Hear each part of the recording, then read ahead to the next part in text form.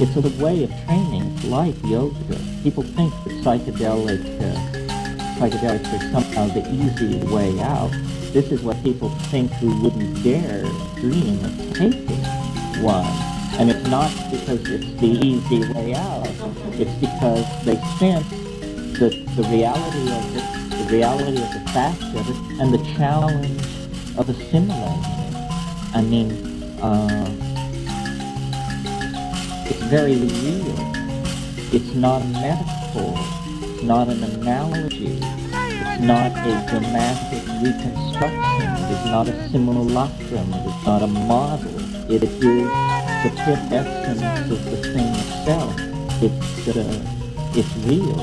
One of the major things, the major conceptual and linguistic problem to get over is to actually convey to people what's being talked about.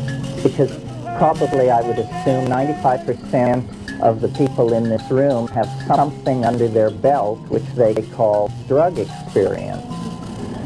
But did you know that yours is different from everybody else's?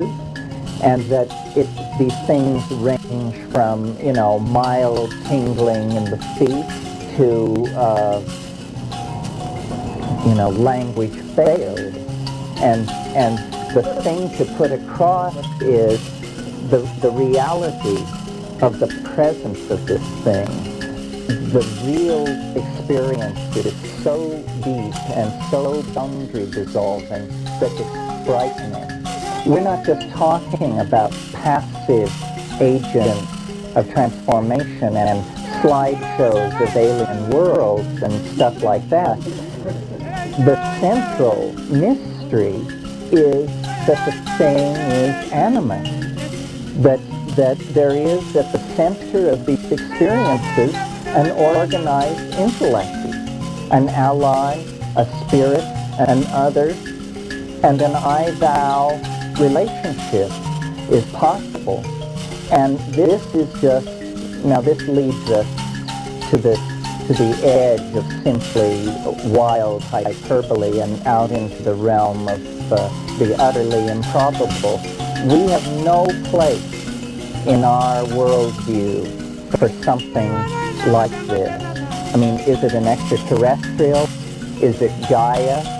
Is it, as some Jungians have said, merely autonomous fragments of the personality that have slipped from the reins of the ego's control and now return to haunt us as gnomes, kadiri, watered spirits, and sylphs of the air?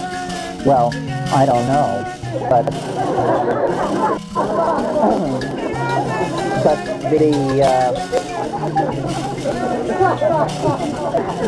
who does know?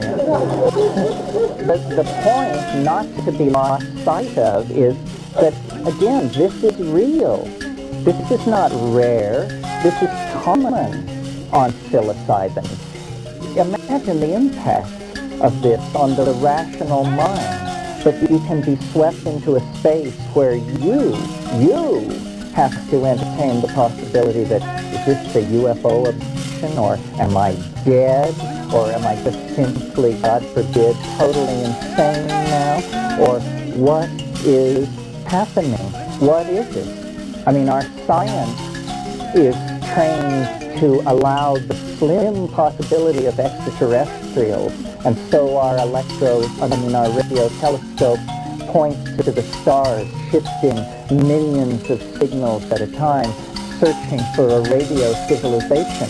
But what is it going to do to the forward thrust of historical continuity if right next door in the human mind there is an other, so other that it cannot be assimilated, and yet so accessible that it's only a matter of choice to stand in its awesome presence? My God, nature is alive.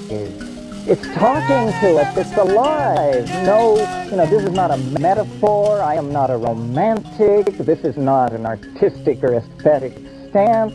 Nature is alive. Someone is on the line. And then, as far as who, I don't rush caution to say. I mean, I'm very wary of anyone who claims to know who, because the problem seems to me one of great subtlety and depth. How can we know who is the other until we know who is the self? And perhaps one problem will cast significance on the other.